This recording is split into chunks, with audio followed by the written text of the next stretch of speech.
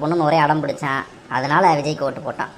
ஓ, உங்களுடைய 5 வயசு பையன் ஓட்டு போட சொன்னதுக்காக யார் வேட்பாளர் என்ன கொள்கைன்னே தெரியாமல் விஜய்க்கு ஓட்டு போட்டிருக்கீங்க அப்படி தானே?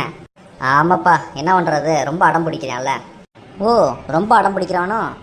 போன வாரம் கூட உங்கள் பையன் ஸ்கூலுக்கு போக மாட்டேன்னு சொல்லி அடம் பிடிச்சிக்கிட்டு இருந்தானே, அப்போ மட்டும் ஏன் அவனை அதட்டி கொண்டு போய் ஸ்கூலில் விட்டீங்க? பையன் தான் அடம் பிடிக்கிறேன்னு சொல்லி வீட்டிலே வச்சுருந்துருக்கலாம்ல. சின்ன பசங்க இப்படி தான் விவரம் இல்லாமல் ஸ்கூலுக்கு போக மாட்டேன்னு அடம் பிடிப்பாங்க. ஆனால் அவங்க ஸ்கூலுக்கு போனால் தானே அவங்களோட ஃப்யூச்சர் நல்லாயிருக்கும். அதனால தான் போய் கம்பல் பண்ணி ஸ்கூலில் விட்டு வந்தோம்.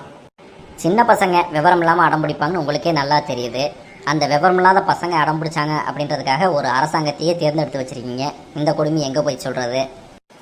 ஒன்றை மட்டும் தெளிவாக தெரிஞ்சுங்க சகோ, பசங்க விருப்பப்படுறதை செய்கிறவங்க நல்ல பெற்றோர் கிடையாது. பசங்களுக்கு தேவையானதை செய்கிறவங்க தான் நல்ல பெற்றோர்கள். இது நாட்டுக்கும் பொருந்தும்.